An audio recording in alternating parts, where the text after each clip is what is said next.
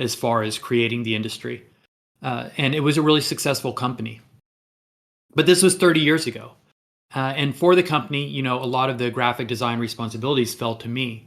And that's really probably when I started learning how to use the computer as a design tool. Before then, I was just an artist. And eventually, after years of doing design, mostly for other skate companies and other skate industry companies for the first 10 to 15 years. But eventually, after skating, I was able to transition and parlay that into mainstream agency work, which for me personally felt like a validation of my work, because it's one thing in the skating industry when people are complimentary of your work, or where I'm able to get work, but I didn't know how much of that was just sort of because it was a kind of a closed network, and people were obligated to be nice, or wanted to be nice. But once I got mainstream agency work, it was validation of my chops as a designer. And so then I spent another 10 to 15 years in agencies. But after I transitioned into agency life in Southern California, my father, who'd been running a graphic design agency here in Dallas, Eisenberg and Associates, for 50 years, reached out to me at some point. Maybe it was after a visit. He'd come on a family visit to California. But he said, as long as we're in the same business, we're in the same industry, would you ever consider coming back home to Texas and basically getting into the family business?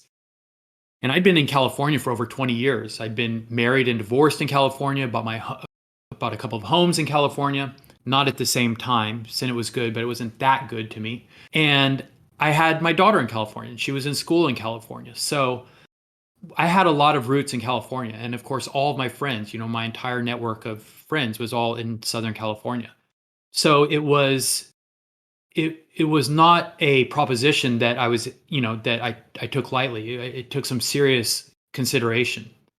Ultimately, after I got the approval and the blessing from my daughter and my ex-wife, I decided to take my father up and pack up and drive halfway across the country and join my father at the agency. And so I've been doing that the last 7 years. And eventually I became the creative director at my father's agency after I learned kind of the culture and the process there.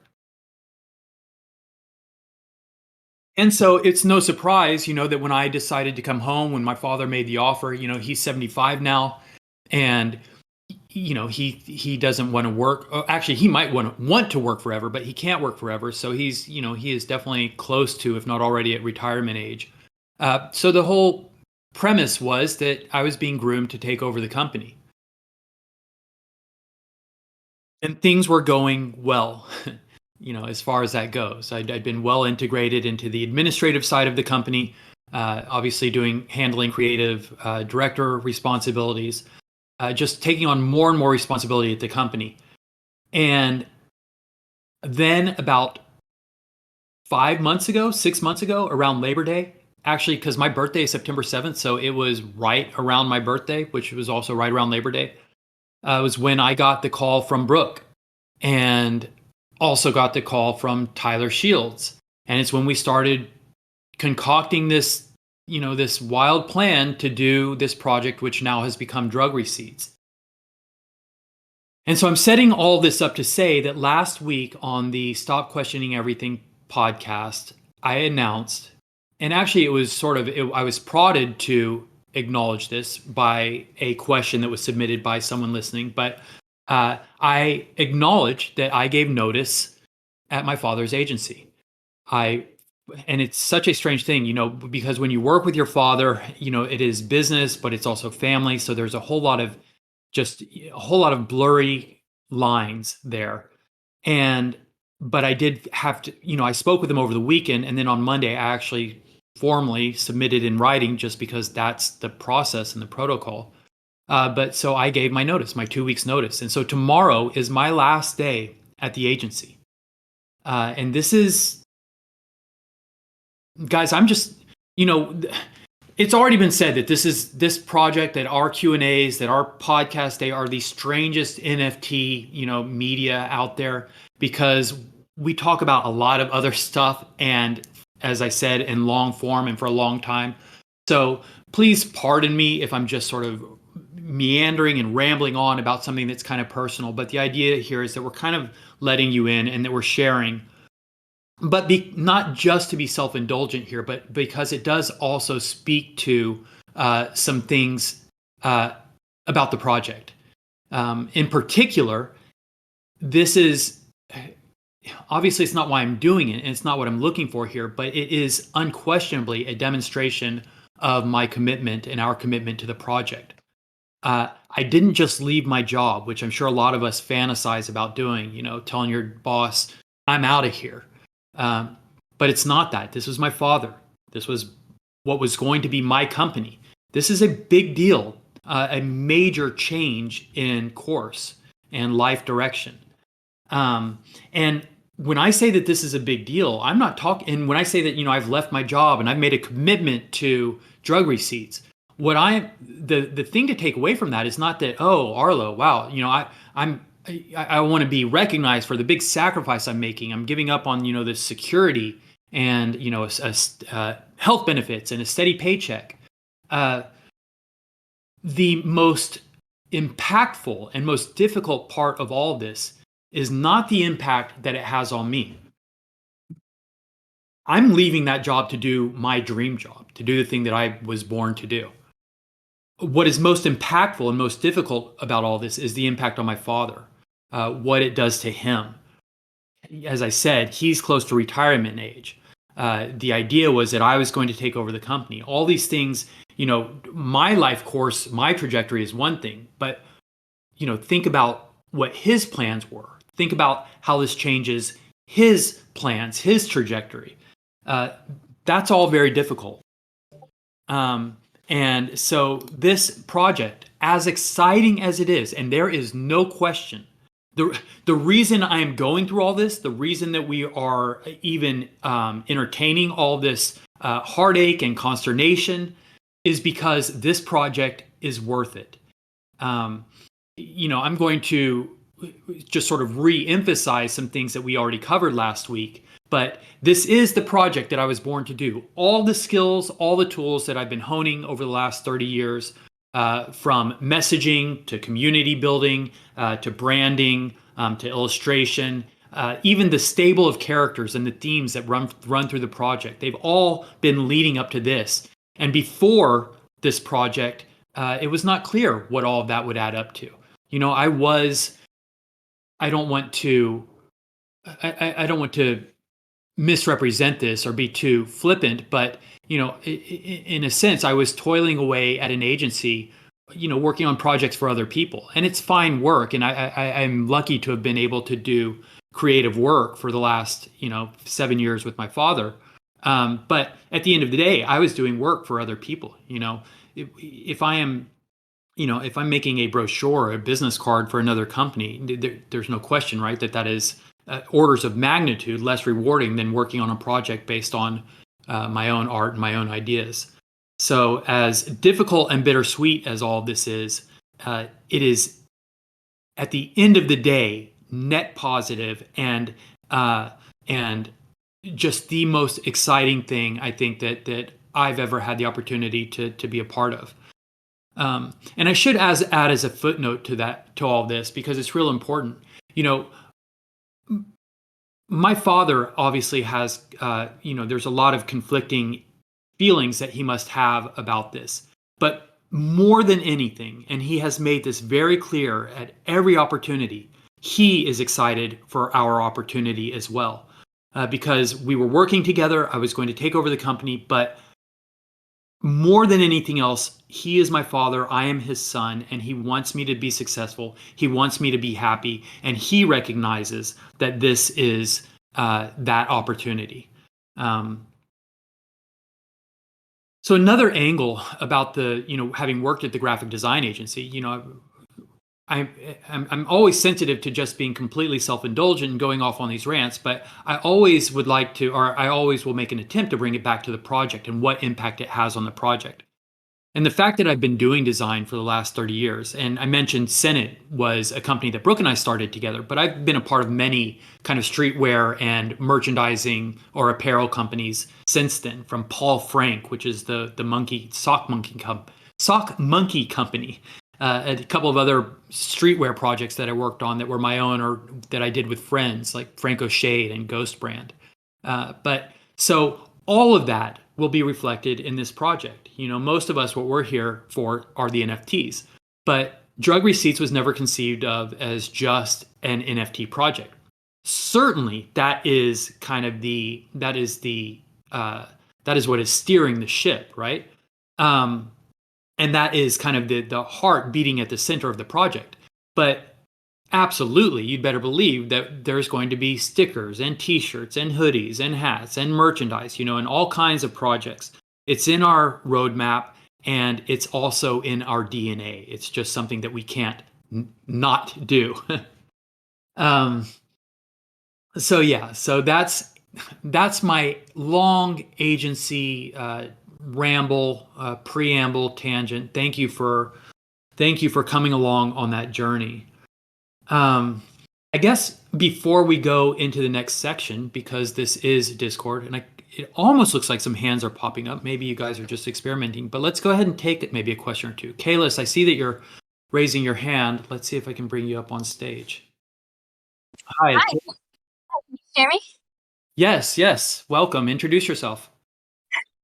So hi everyone, I'm Kayla. I actually just learned about this project through Twitter through Brooke. I saw that he had posted about it. And I just wanted to say I really resonated with your story because I can't even imagine how difficult it was to make that decision. But it definitely shows your, dedication to the project and how much you believe in it. And I think as someone who's new to the project, it's really exciting to hear about that. So first, I wanted to just say thank you for sharing those intimate details. That was amazing. Thank you. I appreciate that. My question for you is, what does your investor structure look like for this project, and how did it all kind of formulate and come together? And I'm sorry if you've explained this on another podcast before. No, that's all right. And I see that Brooke has joined us as well. Hi, Brooke. Welcome. And thank you for bringing some new people in, Brooke. Oh, no worries. And hi, Kayla. Thanks for joining. And I'll answer that as best I can. You can't hear the wind here, can you guys? I've been forced outside because my wife has turned the music up inside. She's partying. It's Friday afternoon here in New Zealand. A little bit, Brooke, but I think we can hear you fine. Okay, I'll kind of shelter it. So, Kayla, it's a good question. How did this come about? What's the structure? So, the moment non-fungible labs really started to take off, and I could see for a year now, just over a year, I've been aware of NFTs and kind of what they could be useful for. Like anyone's been in this industry, every week you get a better sense of their functionality. And when I saw the sense of what an incredible community gatherer they were, and how content was so crucial to that, Arlo was one of the first people I thought about. And I think I bugged Arlo a couple of times. And our other collaborator here is a guy called Tyler Shields. And actually, I'm going to go inside and just turn off the music. They can stop partying. Coming in. Hold on 1 second. Hold on. They understand. Sorry, guys. They're getting ready. Guys, we've got this, it's kind of cool. We're doing this sustainable coastlines thing this afternoon with non-fungible labs where we're picking up trash off a beach and then going to a boat and having some drinks. So they're all getting excited about that. Anyways, so when I started to see how successful non-fungible labs was with Fluff World and how people were kind of gathering around content, I was like, this feels so much like what Arlo and I had done in the past. And Kayla, seeing as you're new to this, I'm sorry for everyone else that understands this, but a while back, and I mean that in the most, it was a long time ago, Arlo and I built a company that ended up being distributed in about 140 countries, and it was, a huge company, and it was built around kind of content and community and Arlo's amazing art. And so I gave him a yell. I gave Tyler Shields, who's our third collaborator and one of the world's kind of best photographers, and I said, we should look at doing something really cool with Arlo's art and Tyler's art and community. So that's those are the core collaborators. Non-fungible labs provides the functionality. So we've got an incredible dev team, a whole bunch of IP things that we've learned over the last year building NFTs. And of course, the other thing that we've got that's really cool, community. We've kept this very under wraps, and intentionally so. There's a lot happening at non-fungible labs and in the ecosystem. And most of what's happening in that ecosystem is specifically in Fluff World, this kind of world that's being created. And being clear, this project, now my dog's joining in, this project is an art project that I'm doing with Arlo and Tyler. It's not a part of Fluff World, but like other art projects, you'll be able to place these pieces of art, these NFTs, in your burrow in Fluff World. There are clear references to Fluff World in the art and vice versa. You'll see if you look at hold on, I've got this very cute dog, Coco Bear, but she's getting really vocal. She's adorable. But when I start talking loud, she thinks I'm talking to. So you'll see if you look at Fresco's icon there, Tabby, you'll see that she's got like a bandaged ear, just like the Fluffs. And so there's real kind of signals to both myself and some of Tyler Shields' work in the art of Arlo. So that's the basic makeup.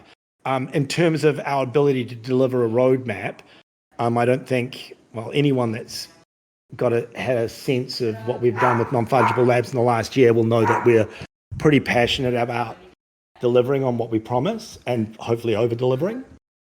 Oh yeah, I've gotten everything from non-fungible labs, the fluffs, ASM, everything. Very big that's believer. Awesome. Yeah, me too. I mean, I constantly talk about it. I'm definitely getting high on our own supply. That's for sure. So this is really exciting. This project is so cool. And we were going to actually, the others will know this.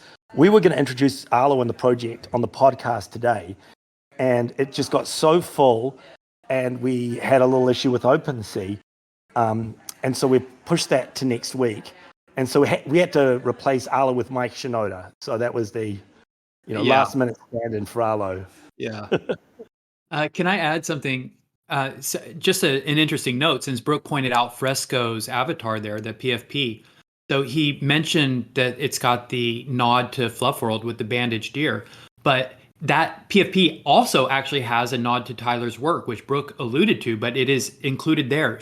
That Tabby is wearing ruby slippers and she's got a bloody sock. And those are a direct reference to one of Tyler's famous photographs from his Wizard of Oz series, or maybe his Fantasyland series.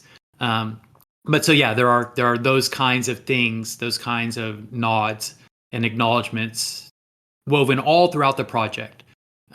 So as Brooke said, even though this is not directly a fluff project, there is some relationship, right? We're cousins in a sense. And speaking of cousins, it looks like now as the audience is filling out, I definitely see all of our characters from Drug Receipts. Now we've got a couple of recs. And for those of you that are new, we have 4 basic body types, right? 4 characters. Tabby, whom Brooke and I have been talking about, she's the tablet pill. Cap is the capsule. He's a capsule pill, and he's kind of honestly the primary. He was the very first drug receipt. We've got Rex, who is a prescription bottle or an RX bottle. And then Siren, who is a syringe. And actually we had a Siren earlier. And right up there, Green Billis. Okay, so we've got all 4 characters represented in here. But we've also got Party Bears and Fluffs, and I think even an ASM, right? Yeah, there's Thor's brain. Yeah, like he's a pillar of the ecosystem, the community. And so it's been just really, it's been cool. And part of me has kind of loved how low profile we've tried to keep this. It's really interesting. The rest of NFT is generally a hype machine.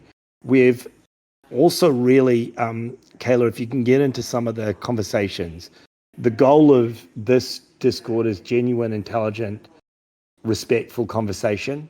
the ability to kind of, I mean, have these conversations that are really missing in traditional social media. So finding a place where people can go and, I like the conversation Arlo's having right now about this choice, about the leap of faith that he's making to the project. But there's channels, skepticism is really, really cool, art and subversion as well. So do check them out while you're in there. Yeah, thanks for that. And I have to tell you, talking about community, we've had a real luxury, mostly because of the team that we put together, because of our association with Brooke, because Brooke's name is on the project and our association with Non-Fungible Labs. But also, the credibility that Tyler brings to the project, the history and the legacy of my artwork. There's just a lot that I think there's a lot to instill confidence in the people that find this project.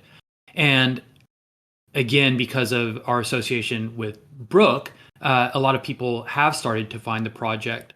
But so we've had this real luxury where we don't feel like we have to grind, or we have to make people grind, or we have to, there's not a real urgency to try and grab people for the project.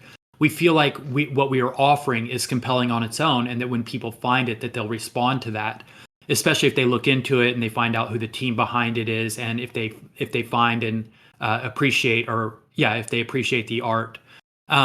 So it's given us the opportunity and the space to really do some nice, organic, cultivated community building. And then that just ends up being another thing that I think that people respond to once they find the project. But so as Brooke mentioned, we were planning on doing a kind of a big announcement, or really introducing drug receipts to the wider Fluff community today on the 11th Hour podcast. But for some technical reasons, as Brooke alluded to, we decided to push it a week. The word definitely has gotten out there. As Kayla, you're in here, you're on the stage. We definitely have a lot of the Fluffle represented in our community. We've got party bears coming in, but we are expecting, once there is a wide formal acknowledgement of the project in the Fluff community, that there probably will be another surge of interest. And there are some other communities that are starting to, find out about the project. And so we're kind of anticipating, in the next couple of weeks, probably we'll see some kind of a sizable surge in our community and in the numbers represented here in the Discord. And for those of you that have been in our Discord, you will notice there are some things that we've been doing in anticipation of that. We recently came up with a new role, which is our OG Snugglers role, because we wanted to have some way of identifying the people who were the early adopters, the people who've been in here basically since the beginning. Because really, within days, honestly, of launching the Discord, we ballooned from just a few hundred members to over a few thousand members, and those people have been along the ride with us the whole way. So, as our membership, maybe if it starts to balloon again, we just want to be able to remember and recognize the people who were here from the beginning. There was some internal discussion. I get so hung up on branding, and I think everything's an opportunity to do something fun or clever or interesting. And so we really racked our brains over how to designate the OG Snugglers. But OG Snugglers was the working title. And just like when the mother of my daughter, when she was pregnant with Lulu, my daughter Lulu, we had our list of names. We were looking at name books. We were, searching for, kind of obscure but cool names. And we had kind of our favorites. But the whole time we had a working name, or just sort of a pet name. We called the baby in my ex-wife's belly, we called her Lulu. Well, after months of doing that, by the time the baby came out and it was time to, put a proper name on the birth certificate, we'd become so attached to the Lulu that was in her belly that we just couldn't imagine any other name. So she became Lulu. And I think that a similar thing has probably happened here. We kind of had our working title, OG Snugglers, and now they just kind of, you are our OG Snugglers. And so that's the name I think that we're going to go with. But fear not, there are other opportunities to come up with clever names and to kind of flex our clever muscles here. We've come up with a new role. I mentioned the OG Snugglers, but we've introduced a new role, or actually I should say we are introducing a new role right now. And it's for, let me backtrack just a little bit, because this ties into the conversation about the luxury of not having to grind or not having to ask people to grind to be on the whitelist or to be a part of the community. So what we've done with our roles in our community, they're largely just to reward community engagement, how helpful people are, how engaged and interactive our members are. And we have kind of an escalating scale of, community engagement. We've got tingling and rolling and tripping, and the meds are what we call our moderators. But so the meds basically are responsible for handing those out. They are in the channels every day, and they're just watching. And when they see someone come on, they see people who are engaged. They see, someone maybe who's got a drug receipts PFP, then they can reward them with some new roles.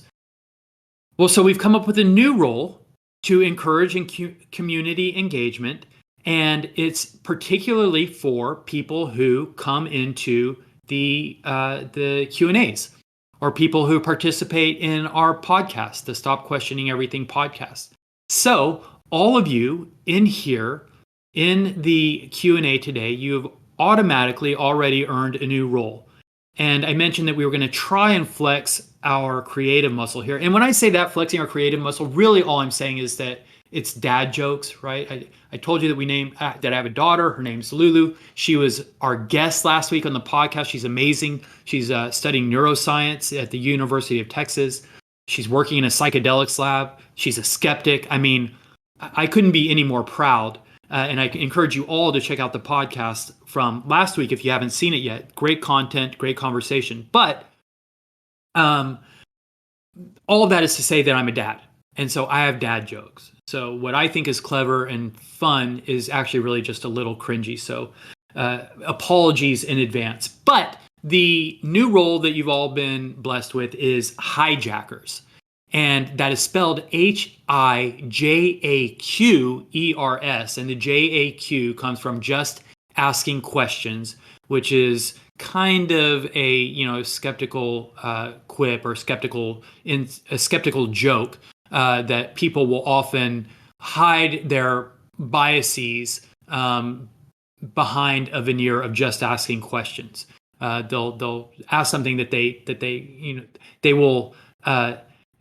will slip into conversation something that they secretly, a belief that they secretly harbor, but they don't want to own up to it overtly. And so they'll say, hey, I'm just asking questions.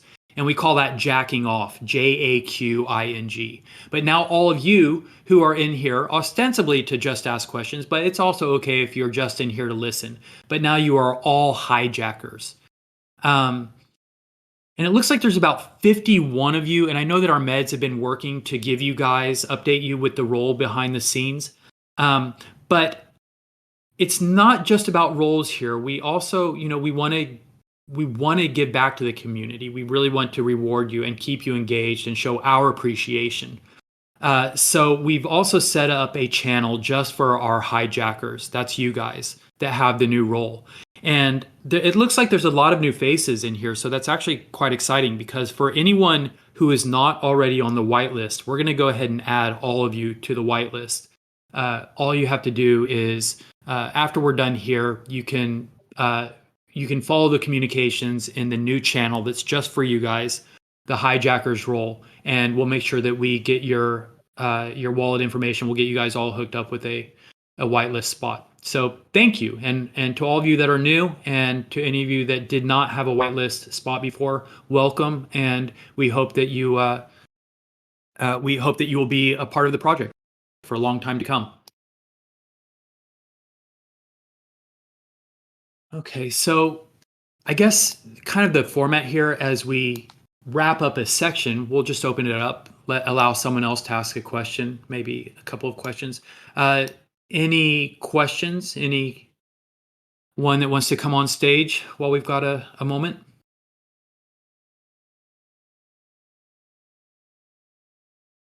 Anyone in here who is in fact who didn't have a whitelist, who now has just learned that they're going to make the whitelist or that they're on the whitelist? Me. There's one. Kayla, congratulations. Thanks. Let's also bring up Thank you. Captain Cheddar here.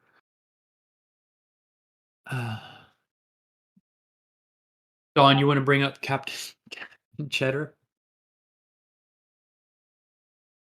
I would do it. I just don't. Half the time, I feel like I'm not doing it right. There you go. Oh, I did try. Let me try oh, again. did they Want to raise receive- your hand again?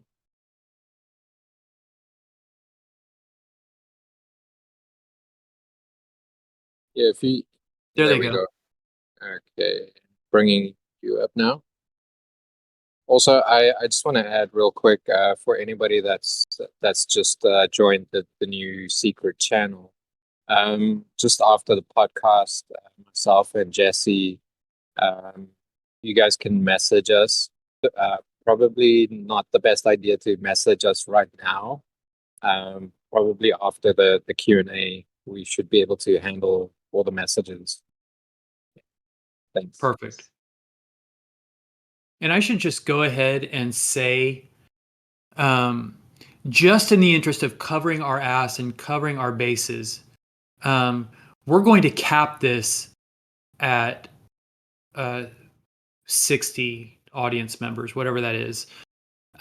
Just in case somehow the word gets out and then all of a sudden we have 300 people in the channel, which I don't expect, but I just want to say that the offer, the invite is extended to the people that were in the room as of the announcement. So congratulations to all of you. And what happened to Cheddar, Captain Cheddar?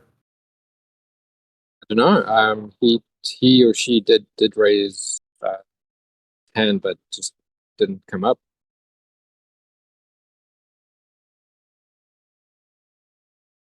Here's Jesse. So we've got a couple of meds up here. And Emily, I see that you're in here. I see Emily's avatar right next to Captain Cheddar. Hi, Emily. I'm so tickled that you're in here. I think that's great. A lot of familiar faces, actually. Hey guys, just popping in. Hi, Jesse. Actually, Hi, it's a good time to pop in. In fact, is Brooke still in the channel? Dang it. Should have taken advantage of the opportunity while he was here. So, guys, this is going to be kind of, I don't know, it's a lukewarm alpha on the one hand because it's kind of only half baked. But it is super exciting on the other hand because I think it's a big deal. But I was lucky enough to make it out to LA last week to attend Fluff House LA, and that was super exciting and just an incredible event to be around. It was so energizing to be, like in the middle of, this fluff and party bears environment in real life, and just the way everything was branded, the way that the event venue was built out. It was just a super slick event. But so South by Southwest is coming up in March, and that will be, it's in the middle of March, so that will be after our mint date. And so we've been talking with Brooke, and again, this is all half-baked, nothing is fully formed here, but we are definitely planning on having some kind of a drug receipts presence at South by Southwest in some official capacity. Maybe we will be able to sponsor some event.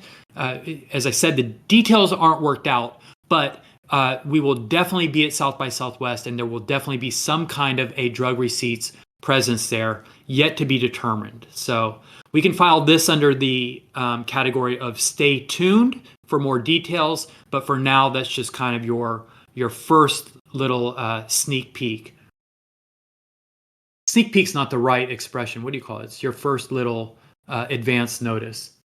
So yes, a bit of alpha. Yep. Oh, I interrupted yeah, a bit of you, alpha. What I assume is going to be a lovely, beautiful, what's the word? Introduction. Absolutely. And Jesse, you have something also exciting to announce. I'm just trying to figure out when or is that something that we're doing at the end? Well, no, I can pretty much prepare you guys because I don't think this is going to take effect until tomorrow. But guys, so I don't know if Arlo told you guys, but he and I are the only drug receipts members in the same place, in the same time zone, in the same city, without doxing ourselves too much.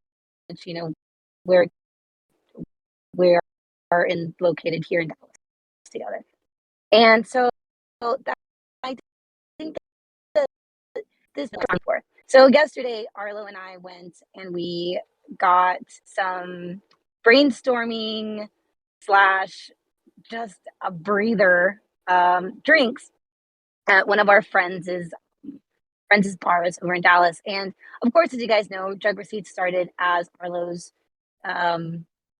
illustrations on the backs of these, on the fronts of these receipts, and leaving these illustrated receipts for the servers. And you guys, if you guys go to the Instagram, Instagram.com/RXCPTS, same username as Arlo here on Discord, you'll be able to look back at this gallery, this archive of drug receipts that have gone out and made some server hopefully smile, or maybe they're like, wow, this guy's really just sitting here and drawing this weird, either way, it's so these you can look back at this archive of these tokens essentially. And so I had the privilege yesterday of sitting with Arlo and watching him crank out an incredible drug receipt, actual drug receipt.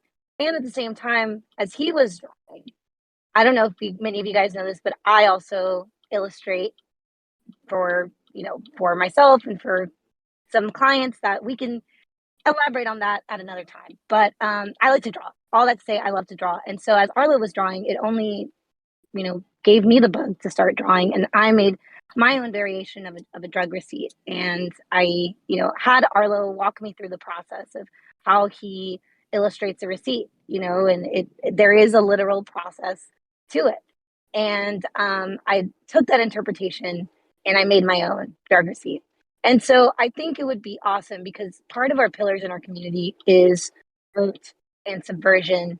And like Arlo was saying earlier, this is who we are. We are illustrators. We are people that have had, some kind of involvement in streetwear or in past, merchandising, artwork, all these things bind us together. It's in our DNA and it reflects on the project. So what I would like to do, guys, if you're following us on Twitter, and this is why getting our Twitter to 2,000 followers was so crucial, because I wanted to do a giveaway opportunity for whitelists. We want to hold a drawing contest, essentially. So there are 4 characters to choose from, and we would just kind of want to see your spin on what a drug receipt looks like.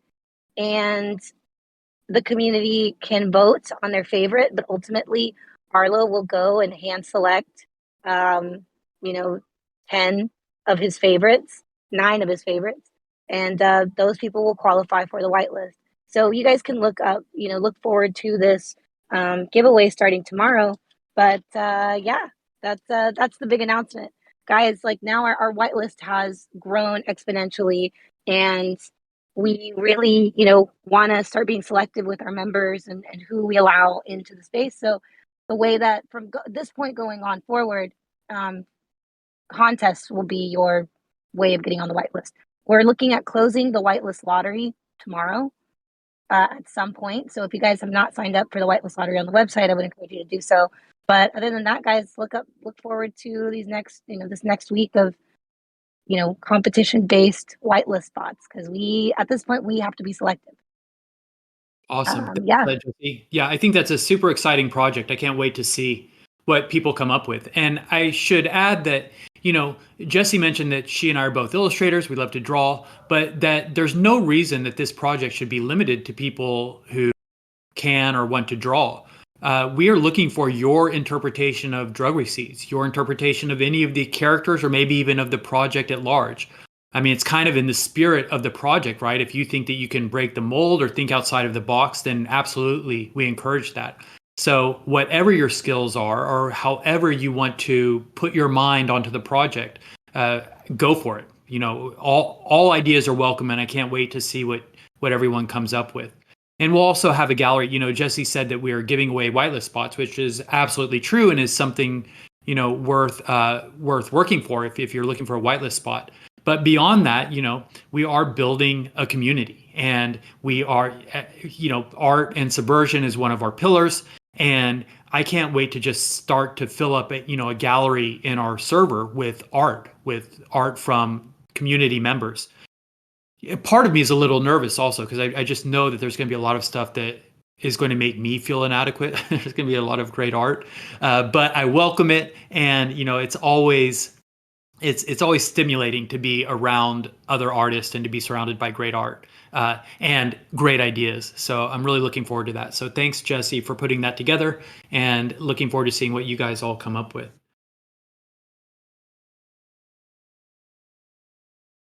So Dia is raising her hand. Dawn, can we bring her up on stage? Hi, Dia. Welcome. So, Dia, I'm going to give you a quick introduction, and then you can add to it whatever you want. But because we've got so many new members, Dia is Dia is a fixture, a staple of our media programming here. She has been a participant in every Q&A and STFU. Dia is, there are some things that I keep saying every week that I just need to, I guess if I was better at time management, or if I was more on the ball, I would have had this stuff all addressed and taken care of already. But Dia operates basically as a moderator in our skeptic channel. Dia is a trained and practicing skeptic. She actually worked for NASA. And if guys, sorry, I feel like there's so much that we've covered in so many other podcasts, because I realize as I'm saying it that there's probably a lot of people that just don't even know what I mean when I say skepticism. We're not going to go too far down that road right now. Just suffice to say that we're talking about scientific skepticism, taking an evidence-based approach to knowledge. But so Dia is just brilliant in that respect, and a great teacher and a great guide. So anyone who is curious about that or wants to learn more, make your way to the Skeptic channel. And for all the people that have had that pleasure already, you already know that what a great host and what a great communicator Dia is. And as good as she is in writing and in the forums and in the Skeptic channel, she is just as good, if not better, as an orator and communicating here in our voice channel. And it doesn't hurt that she has just a spectacular speaking voice. So after the first few Q&As that we had in our voice channel, I mean, most of the comments were about, wow, how about Dia's speaking voice? So we are absolutely looking for ways to, more formalize our, Dia's roles in the community, but just know that she is an important part of what we do here. And so, Dia, it's always a pleasure to bring you up on stage. Hi, how are you? And I'm crushed that Dia and I missed each other. We were both at Fluff House LA and somehow managed not to see each other. That was just yes, that was, I'm still recovering from that, missing you, Arlo. Honestly, it was just terrible. Absolutely. Well, we've always got Austin. if you decide to make it out, I really hope I can. Yeah, it's just it's a little bit tricky, but hopefully I can. And I watched the podcast today, the 11th Hour podcast, and I'm like, I have to go to Austin. I just cannot go. But oh my goodness, I'm what an introduction. Thank you so much. That's so incredibly kind of you. I just wanted to, I wasn't sure if you were going to talk more about skepticism on this particular Q&A STFU, but since there are so many people here and I've been seeing some new names just popping into the Discord, and we try to catch everyone and say hello anyway. Obviously this is not my full-time job. I do in fact still work for NASA. So it's not, I'm doing things like popping over into Discord and saying hello, and then I disappear for a while. Things are slow now, I will say. Science has not been at the levels that we would like to see it. We'll just put it that way. But I love talking to new people, and I love seeing all these new faces and new names in the Discord. And I just wanted to extend an invitation to all of you to come in and talk about skepticism. It is a kind of a foreign concept to a lot of folks, or your idea of what skepticism is not necessarily what we're teaching. I guess we're actually teaching, Arlo. Yep. It's a way of thinking. It's a way of looking at the world, and it sort of filters in. And I tell you, it is the only thing that will save you from misinformation is skepticism. Yeah.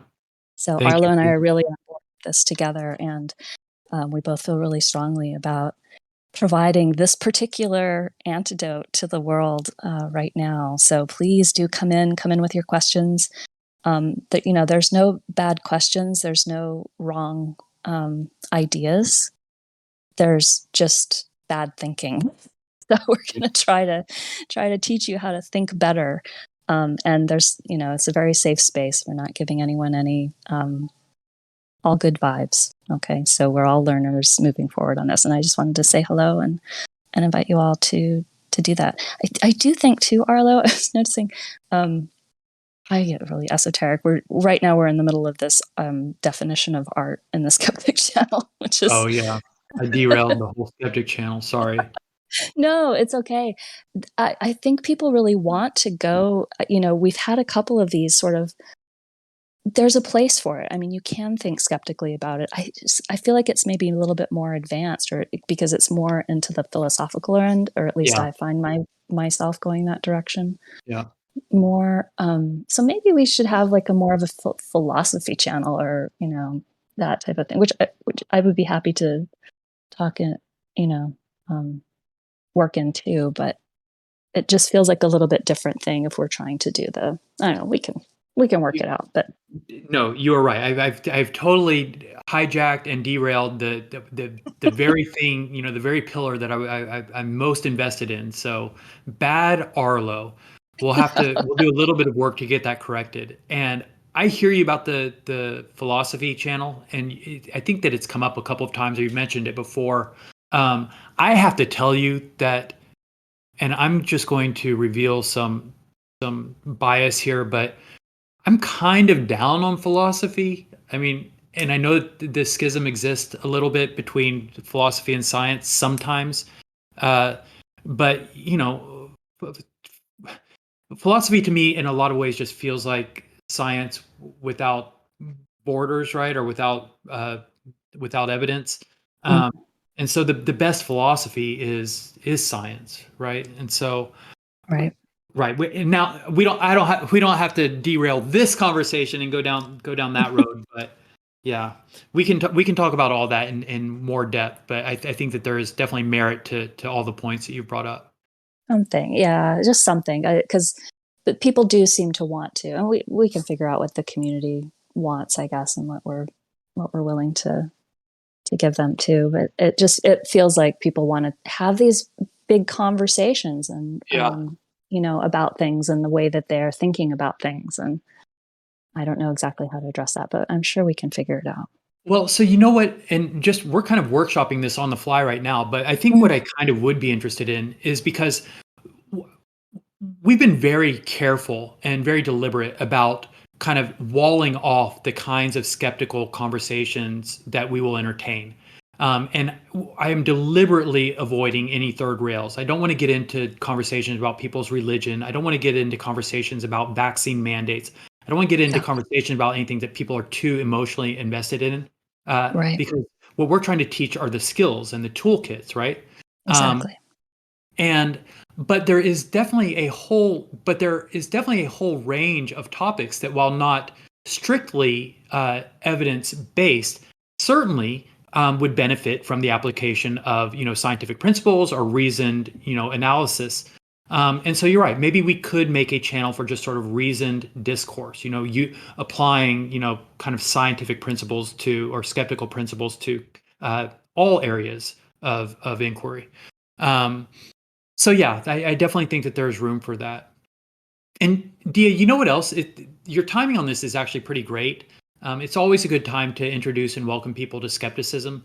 But in a conversation I was having with the meds just recently in the last 24 hours, we were getting some feedback from some other communities that have started to, that drug receipts has started to pop up on their radar. And so they look at our pillars, they kind of look at, they look at the channels in our Discord and they see skepticism and they see this conversations going on. And most people don't know what skepticism is. They don't know what scientific skepticism is. And then when you just are briefly exposed to it, most people will just sort of fill in the blanks in their own minds and kind of guess what it is, or assume they have an idea of what it is. And it's usually exactly the opposite of what scientific skepticism actually is. Most people think that skepticism is something closer to what we would call, denialism, basically. Right. So they think, oh, skeptics are climate deniers, right? You're skeptical about the human impact on climate change. Or, oh, skeptics are skeptical of vaccine efficacy, or they're skeptical about the safety of vaccines. And none of that is true. I mean, in fact, it couldn't be further from the truth. The skepticism is a process, and all it requires is that you evaluate the evidence, use a systematic methodological approach, and that you follow the evidence wherever it may lead. And there is nothing controversial about saying that the evidence overwhelmingly says that vaccines are safe and effective. So there's no credible skeptic out there who is saying that vaccines are not safe or effective. And likewise for most everything else where the scientific consensus is pretty sound and uncontroversial. Climate change is happening and it's being caused by humans. That's uncontroversial.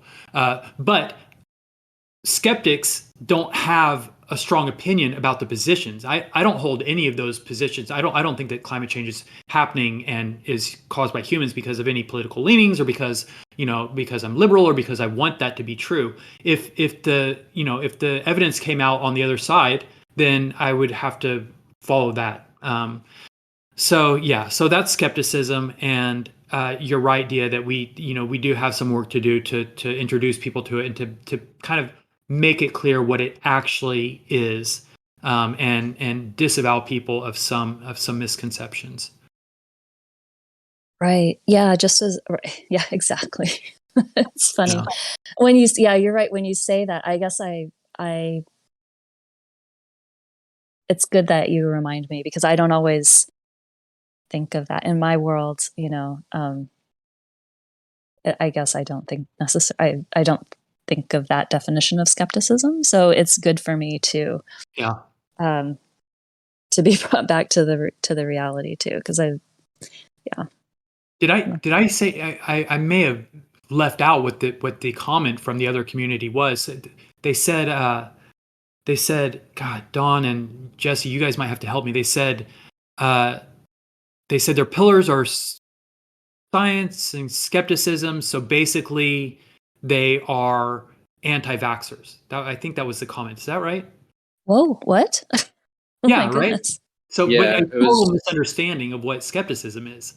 But this was copy and pasted from some other Discord server. So this is kind of was the messaging that was getting out there was like, oh, drug receipts, this is some kind of an anti-vax community, which obviously is not true. Whoa. Yeah. Well, okay. Interesting. Okay. Yeah, no, that's good to know that's at least in some quarters, that's the message that's going out. We don't. Yeah.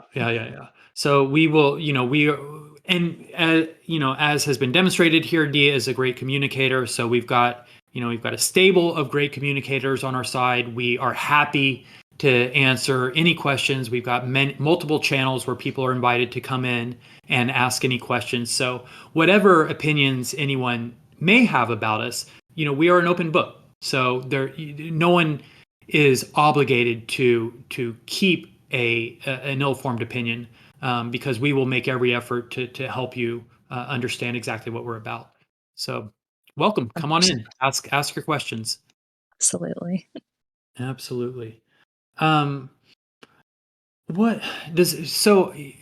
I guess since I've just said come in, welcome, ask your questions. Do we have any hands up? I feel like I keep seeing one popping up. Does anybody have any questions? We'll take a question. Yeah, I think Jelly is. Yeah, there we go. It's Jelly. Jelly. Hello. Good morning here. I'm from the Siren. Philippines. So Cool. Yeah. I like your PFP. yeah, man. Thank you. I'm just really hesitant right now, but as possible, I want to ask just a question. I'm just new at NFTs. I've been doing for a week, and I just want to ask that I see your roadmap is like it's good, but I do think that I need more of assurance that you guys uh what I'm trying to say. Do you guys have any plans like to distribute any white papers to the community so we can have that at least uh assurance. So sorry for my bad English. I'm just really hesitant right now. But yeah, I just want to ask if you guys are planning to have any to distribute any white papers to us in the community. So yeah, that's it. Thank No, you. that comes through loud and clear. I wish Brooke was on here because I feel like that's closer to his department. But Jelly, I'm new to NFTs too. What are you asking? What does that mean to distribute white papers to the community? So like what I'm trying to say is that white papers are like more detailed. Is it's what you to let more people understand what the actual vision of the project that you're heading to. I see what you're saying because we have kind of a broad stroke roadmap, and you're saying, will we distribute more detailed white papers? So I guess yes.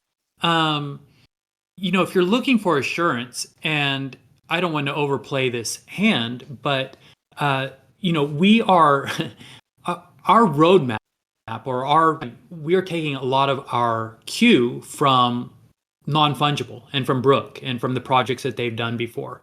And so they have demonstrated time and time again that, as Brooke said, that they over deliver for their members.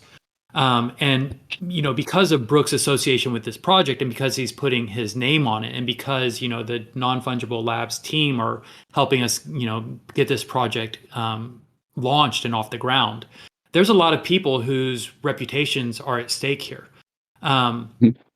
And so that's sort of should provide assurance on two levels. On the one hand, everybody has a rep to protect essentially. But on the other hand, there's a lot of people on the team who have done this, who have been through this in multiple iterations. So when we say that we have a roadmap, we know what we're talking about. This, we are not inventing this from scratch. We don't have to reinvent the wheel here. There's a lot of things that Fluff and the other non-fungible properties have been really successful at that we're just able to kind of follow a similar roadmap or a similar floor plan. But yes, so absolutely to your question, as the project, after the project mints, as the thing picks up steam, as all these other roadmap landmarks that we are going to hit start coming more into focus, then absolutely we will 100% be communicating to our membership and our audience what our plans are, and in as much detail as we can. Okay. I think you've answered my question, and I'm sorry if I was really hesitating at all. But yeah, thank you very much for answering my question. No, I listen, Jelly, I appreciate the question. Thank you for asking. And listen, so Brooke, when Brooke called me 6 months ago, 5 months ago, whatever it was, to do this project, I had pretty much almost zero knowledge about NFTs. And so everything that I know about NFTs in this space right now, I've learned in the last few months, and it's just been a crash course. And most of what I've been doing here is drawing and coming up with ideas. And that's why I said initially when you asked the question, I kind of wish Brooke was here, because I've been leaning on him a lot, right, to do the functionality side and all the, the kind of all the other things that go along with the NFT project. And I've been getting a crash course education on it, and I definitely know a lot more now than I knew 6 months ago. But I have a ton of a ton of blind spots. There's still a lot that I'm learning, and so I feel grateful to have such a strong team of support alongside me. So Jelly, if I've left you feeling like my answer is inadequate in any way, just stick around. We'll get you better answers. Brooke will be able to maybe provide better answers. As Dee and I were discussing, we are an open book here. We've already been here in this Q&A for over an hour already. We're happy to answer any questions. I can't promise that we'll always nail the answers, but I can promise that we'll always make every effort to be transparent and forthcoming. Okay, I'll stick around for a few so that I can. I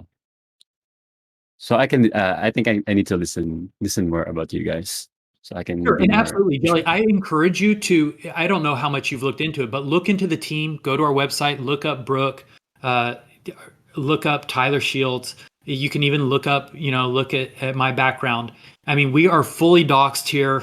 We all have long histories. There's a lot that each of us bring to the table.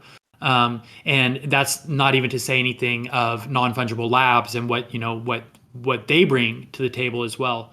So there really is a pretty spectacular team behind this project. And if you haven't had the chance yet to look into it, I encourage you to do that. And we're all here. We are all frequently in the mainline channel in our Discord. So if you ever have any follow-up questions, you can meet us here for one of the Q&As. You can catch us in the chat. We're here to make this as comfortable and make you assured as possible. Mm-hmm. Oh, thank you very much. Thank you very much for that answer. You're welcome. Thanks, Jelly. Okay. Yeah. Hopefully we'll see you around, and hopefully you'll keep that gorgeous PFP. I love it. So that is a close up, of Seren, our syringe character. And yeah, I don't know if I think I'm going to veer into Brooke territory, because he is the notorious BHS, but he is notorious for leaking alpha when he's not supposed to, and saying things that make his other team members pull their hair out. I don't know if this will be in that category. It's not really hot alpha, but it is something kind of a behind the scenes thing that we are working on, because we're careening toward mint at this very moment and getting all the blacklists set up and getting all the assets set up. But I don't think that our 4 characters are going to be distributed evenly throughout the collection. And I think that Cap is probably going to be the most represented. And at the other end of the spectrum, and get ready with your sad violins, will probably be Seren. And it's just because Seren's body shape is so different than all the others that it's harder for him to interact with all the attributes. So he just doesn't get as many iterations. And Cap is the original. So there's just a whole lot more Cap variations that I think are going to appear in the collection. Which gets kind of interesting, because although there will be more of the Cap character, there are also more variations of Cap. So there will be some, there will be a lot more. There still will be a lot of more. There will be more rare characteristics available within Cap and within each character. I'm just scanning the PFPs right now because I see some great ones.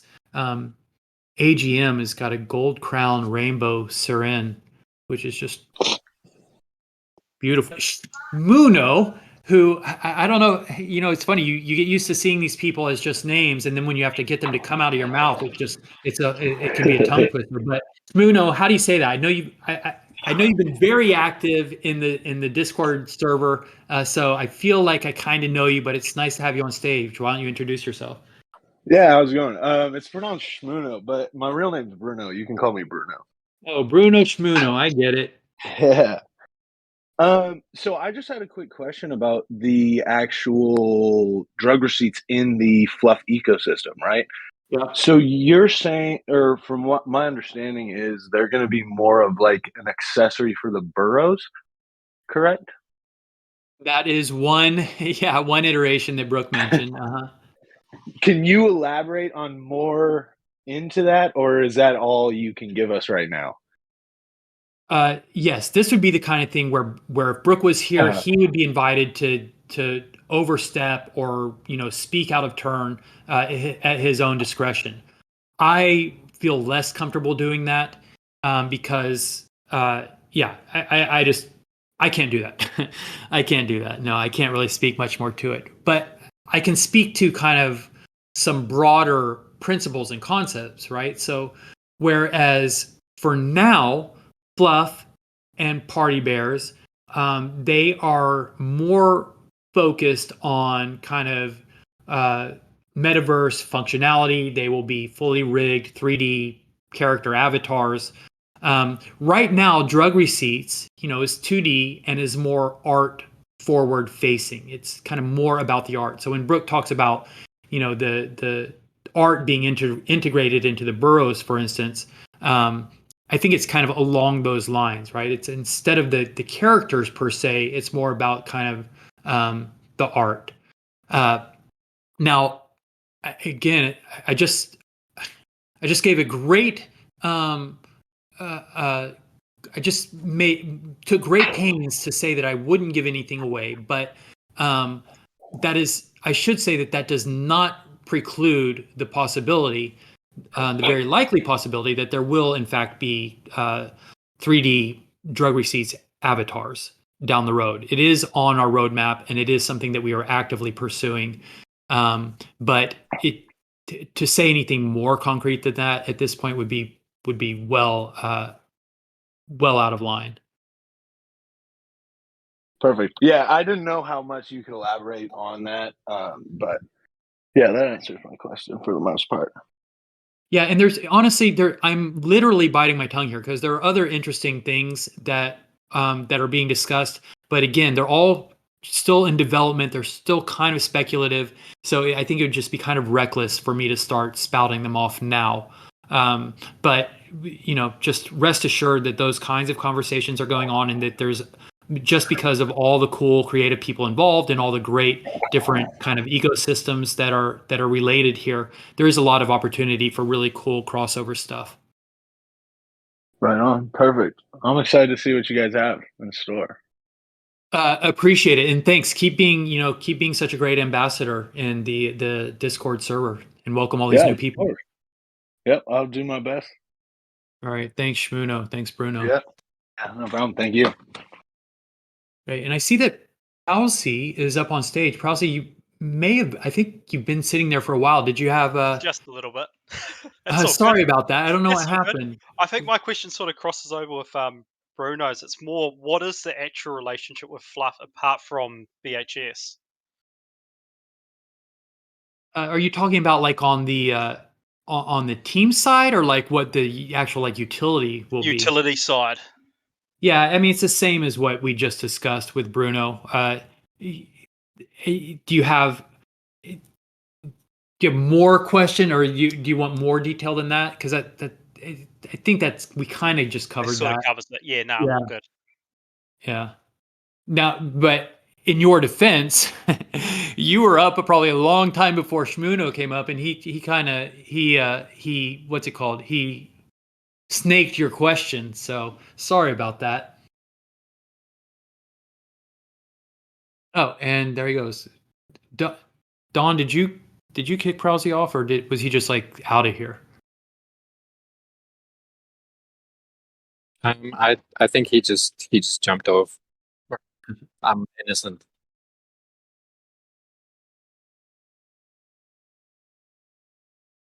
So there is, guys,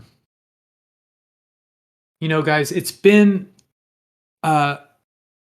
over an hour, and usually we would do some kind of like long form rambling.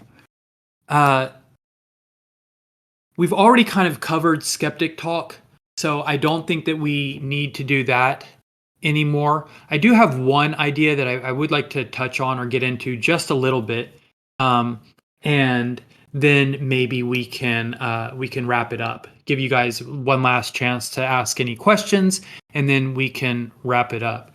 But Jesse mentioned that we were at a bar last night, and that each of us actually got to do kind of an in real life drug receipt.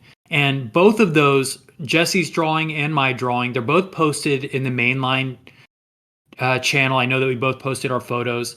And as Jesse mentioned, you can also always go see any of the drug receipts, the hand-drawn drug receipts on Instagram. There's a channel just for the archive of the hand-drawn drug receipts, and that is RXCPTS. But when we were at the bar, Jesse and I got into an interesting conversation. It's kind of been an ongoing conversation, but it bleeds into what's happening here in the Discord, what's happening in the NFT world, and kind of what happens in real life. And as I admitted, right, I am new to all of this. So this is my first time spending a lot of time in the Discord, learning the dynamics of the community. There's a lot of it that is new to me. And just as someone who is predisposed to overthink and to kind of ponder on things, I can't turn it off, and I can't help but just to think about all the interesting and unique dynamics here. And one in particular that has caught my attention, because we all get spammed, right? We all get invited to join a lot of different servers for every other NFT project out there, and most of them we can summarily dismiss and report as spam. But every once in a while, I will join them, mostly just because I like to see what's happening in other servers. I like to see how other people are doing it, and in fact, we found some good best practices just from doing that. But when you go from server to server, you start to see patterns in the way that people communicate, the interactions, right? There's a lot of the same kinds of quality of interactions. And we make a lot of fuss here about trying to do things differently, right? Encouraging genuine interactions. And I think that we've done a pretty good job of it. A lot of the community members have really taken that on with pride and have become great ambassadors in our channels, and they welcome people, and I think that people respond to that. They feel welcome in the channels. But despite all of that, there is still a lot of sameness in the quality and the caliber of the conversations or the interactions. And me personally, right, if I post, for instance, a receipt that I drew, or when we drop new leaks and people say fire and they use the fire emoji and they say love the art, or they come in, they say I'm here for the art, or I can't wait to mint, and all that stuff, and it all feels great. I feel it, and it feels validating. Until I go in all the other servers and I see the exact same conversations, even said in the exact same way, so excited about this art, can't wait till mint, love this project. And so there is a temptation to view this all cynically, right? And think that, and this was kind of the conversation I had with Jesse, but so sitting in the bar, I'm thinking of, there is a transactional quality to all of the interactions in a space like this. And in particular, because, as much as we love the art and the ideas and all the things behind the project and the pillars of art and skepticism and subversion and all these lofty ideas, at the end of the day, this is something that we are all presumably going to invest our money in, and we hope that we're not just lighting our money on fire, right? That the asset is going to sustain its value, and better yet, that it will appreciate. And so in that way, it feels like all of the interactions take on this transactional quality, where there is just sort of this performative quality where we are all saying these things to each other just with the idea of kind of propping up this project that hopefully maybe will make us all some money. And so that's kind of the cynical interpretation. Although there is definitely truth to it, I think it may be an overly cynical interpretation. And the reason I keep referring to the bar is because what I said to Jesse is it made me think of kind of by way of analogy. So, patrons go to the bar to have a good time. We order a couple of drinks, we have great conversation with our friends, but the bartender is having a different experience. The bartender is in the same space. They are in the bar, but no matter how friendly they are or how much fun the bartender appears to be having, they're actually motivated by money, right? Their interactions are by definition transactional because you're going to pay them and tip them at the end of the night or at the end of the transaction. And so the really hot bartender behind the bar that's making you feel really great, chances are she's actually not really attracted to you. Or the really charming, funny bartender behind the bar that's cutting it up is probably actually not interested in being your best friend or being your boyfriend. They are performing. There is a transactional kind of performative quality to those interactions. And so what I said to Jesse is in Discord, in these NFT communities, it feels like we are all the bartenders, even though this is ostensibly we are in a bar kind of type environment. Jesse's even used that metaphor before, like this is this cool space, it's a bar, it's an open place where we can all come and congregate and hang out and talk to each other, and it's just this open, cool hangout space.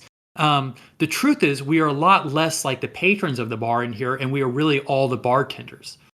So that wraps up kind of the cynical take on it. There, as I said, there's definitely truth to it, but it's not as cynical and as calculating as I think I'm portraying it here.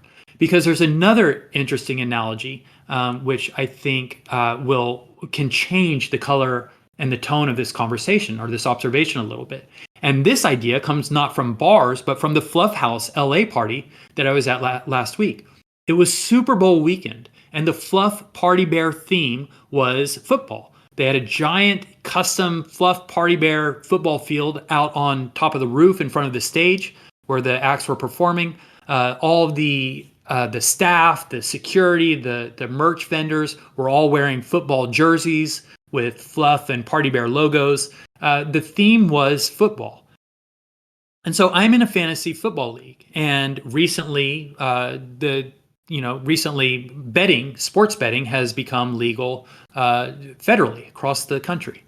And so for anyone who participates in fantasy sports or anyone who's ever bet on a game, that it adds a layer of excitement to the games themselves. When you watch the games, you have skin in the game. You have more interest in it. You may love football, and I do love football, and I love to watch football games. But when I have a player in my fantasy football league who's in the game, or when games that I probably otherwise would maybe not have that much interest in, it gives me a lot more interest. I am more invested. And right at the end of the fantasy football league, there is a payout, whoever wins. So again, there it is transactional. There is an actual payoff. But so as to kind of to make clear this analogy with what's happening here with NFTs and Discord, it is possible for us to all actually genuinely be interested in the art and to really believe in the ideals and to actually even like hanging out and talking to each other. That is the kind of environment that we're trying to create here. But it is also possible that at the same time, if we think maybe there's a little juice at the end of it, maybe this is also an opportunity to be a part of a project that we'll appreciate over time. Maybe we've gotten in early on something that adds an extra layer of excitement and interest to the project. It gives us a little more skin in the game. So far from being just kind of cynical, a transactional space for us to just kind of try to all make money off of each other by this performative theater of interaction.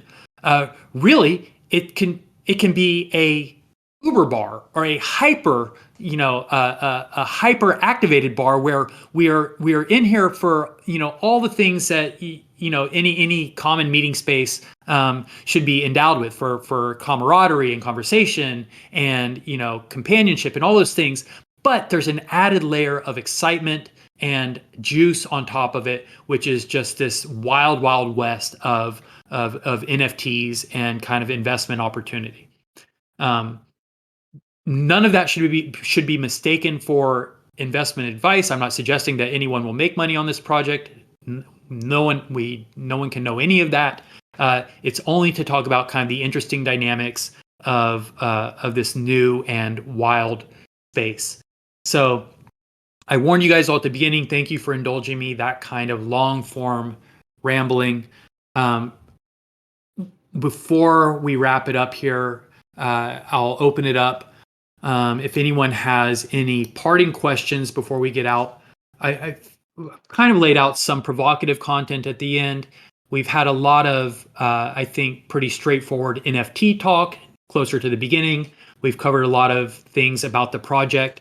And hopefully for those of you that are new, I think have given a little bit of a flavor of what this project's about and the way that we operate here. So thank you all for for participating in this. And Extreme Jimbo, it would not be a Q&A and STFU if we did not have a little bit of Extreme Jimbo. He is one of our fixtures here, just like Dia. We always get a little update from Jimbo. Jimbo, Extreme Jimbo, how you doing, buddy? I'm doing all right. You believe in me, Arlo?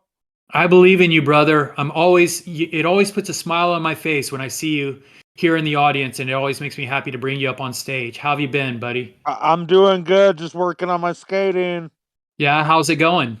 It's going good. Just all development, completely evolution.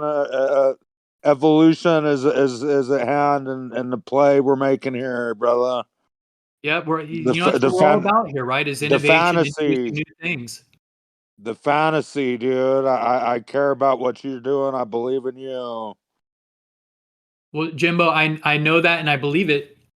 We mentioned the Instagram page at RxCPTS, and Jimbo, you've sort of have been there since the beginning. You've always been one of the most active and most supportive members, and one of the most active and supportive of the art.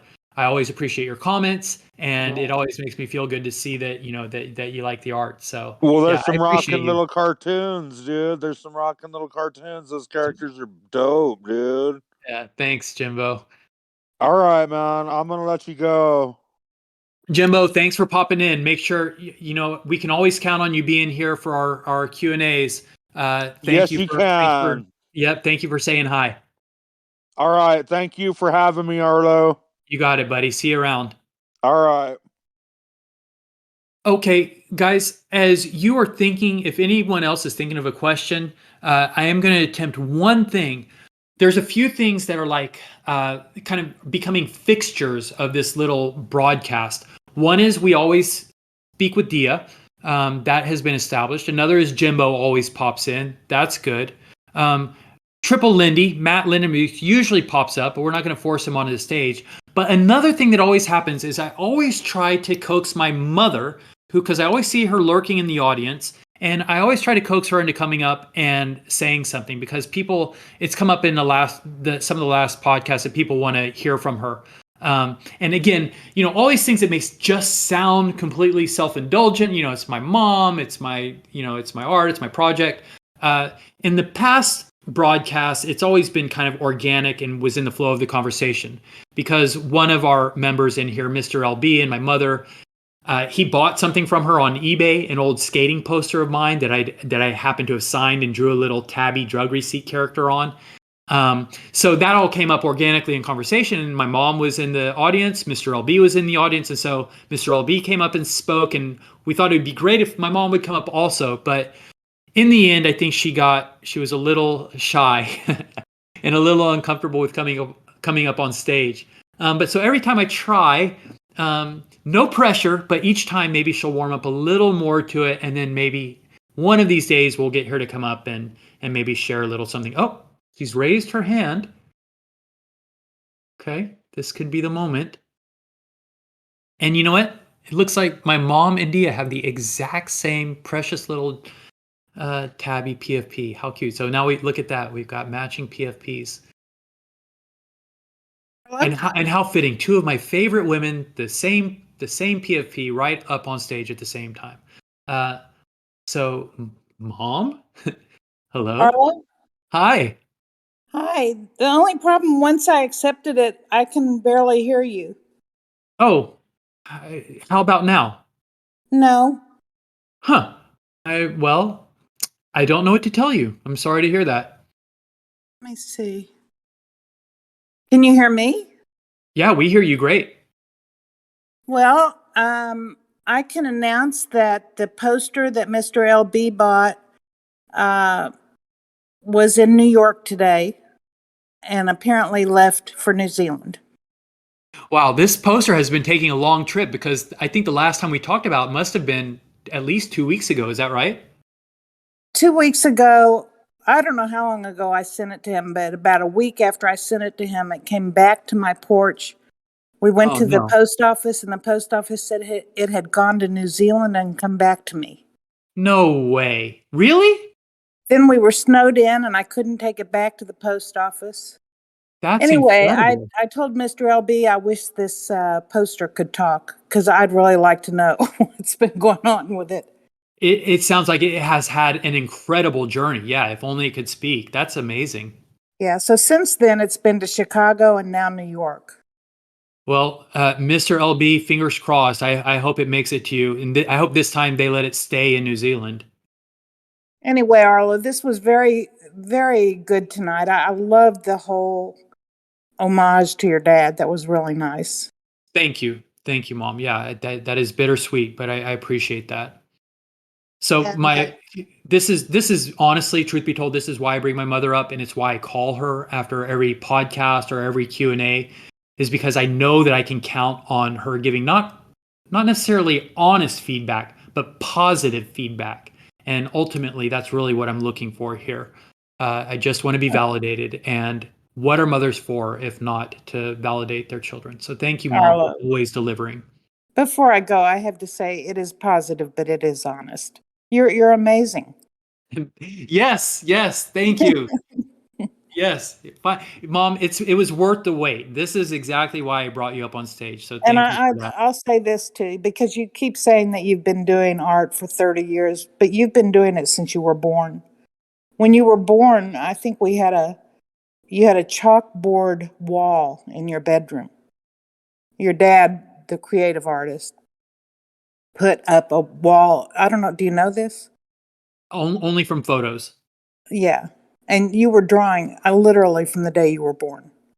Right. Well, that's, I can't take responsibility for that. I should say thank you because you guys created the space that allowed me to do that. So certainly that definitely probably could be chalked up to environment and nurturing. So thank you guys for doing that. You're welcome. Yeah, and you're right. So I should clarify, when I say I've been doing art for the last 30 years, what we're talking about particularly is professional art. So Mom, that is a perfect way to wrap it up. Thank you so much for coming on. Hopefully this wasn't too nerve-wracking and we can look forward to having you up here more often in the future. Dia, as always, thank you. To everyone else who asked questions this time, thank you very much. We welcome and encourage all questions. It's what this format in particular is here for. For all of our new members and everyone who's in here, you've all been added to the new role. You are all hijackers now. You're just asking questions. But really, you've all been members and part of our live studio audience here. So congratulations on your new role. Look forward to, or make sure that you pay attention to the private channel that's been set up just for your role. So for those of you that don't have a whitelist spot yet, you all are being awarded with a whitelist spot just for being in the audience here today. And as a way of us telling you guys thank you all for popping in and learning more about this project. We hope that you'll stick around. We hope that you'll find plenty to like around here. Visit our channels. Visit the Skeptic channel. Visit our Art and Subversion channel. just poke around. There's lots of friendly people in our server. Follow our socials. We've got lots of giveaways. We've got lots of fun art projects like the drawing contest or the art project that Jesse announced. There'll be more details about that on our Drug Receipts Twitter. We've got an Instagram. And if you don't follow our Stop Questioning Everything podcast, it's a lot like the conversations that we've had here. It's a little more structured. It's on camera. It's just a bit more formal. A lot of great content there. So subscribe to our Drug Receipts YouTube channel. And if you haven't seen the past episodes yet, highly encourage that you check them out. Really interesting content. Thank you all so much. We'll see you in the other channels. Again, thank you for visiting and learning more about Drug Receipts. Good night, everybody. Bye-bye. Thank you guys so much for joining. Thank you. If you guys haven't, if you look at your badges, if you don't have the hijacker's role, stick around and I'll make sure that you guys get your role. But if you already have it, feel free to join us in the main line. Thanks so much. Well, thanks.